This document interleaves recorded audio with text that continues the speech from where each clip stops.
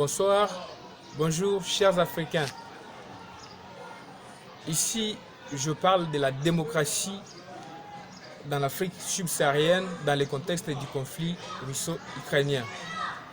Bien avant l'avènement du conflit russo-ukrainien bien sûr, les pays africains, principalement de l'Afrique subsaharienne, la plupart avaient commencé, ou les citoyens de ce pays, la plupart avaient commencé à remettre en cause la démocratie.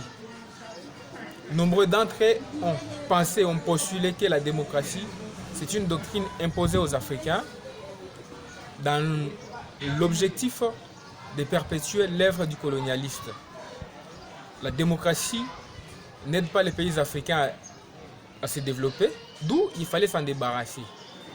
Mais je comprends une chose, j'ai dit, mais qu'est-ce qui se passe si la démocratie ailleurs a aidé le pays à émerger, mais justement chez nous en Afrique, ça devait aussi être le cas.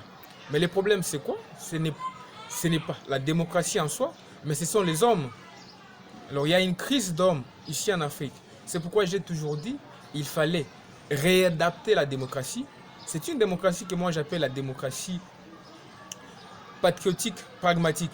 Donc c'est une démocratie qui concourt à la formation des individus vertueux, des gens qui respectent les valeurs républicaines, des gens qui sont à même de pouvoir comprendre que leurs intérêts ne passent pas devant les intérêts généraux. Donc, voilà le problème. Alors aujourd'hui, l'exemple simple, c'est que la plupart des dirigeants africains, ils tombent dans la plupart des cas dans les malversations financières.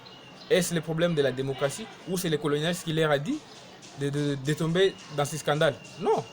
Hélas, il y a un problème de leadership d'hommes, une crise d'hommes, d'où il fallait réadapter. Cette démocratie, je propose, c'est une démocratie qui doit dépendre d'un pays à un autre. Elle ne sera pas une copie conforme, par exemple, de la France ou du Congo, non. Parce que les problèmes du Congo sont différents de ceux du Sénégal, de ceux du Gabon. D'où il fallait une démocratie réadaptée au contexte africain qui varie d'un pays à un autre. Et dans cette optique, chaque pays devrait avoir sa propre démocratie qui réponde à ses priorités, à ce problème, qui répondent ou qui respectent aussi sa culture et ses valeurs défendues. Parce que si nous sommes un peuple qui n'a pas de culture, un peuple qui est prêt à copier tout, eh bien, le développement ne sera qu'une utopie. Et voilà, en substance, ce qu'il fallait faire. Donc, ce n'est pas simplement remettre en cause la démocratie, mais il fallait la réévaluer, la réadapter au contexte africain. C'est tout ce qu'il faut pour l'émergence de l'Afrique subsaharienne.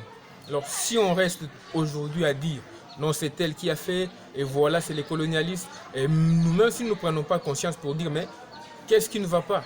Nous devons nous prendre en charge, prendre conscience de ce que nous faisons. Voilà au moins.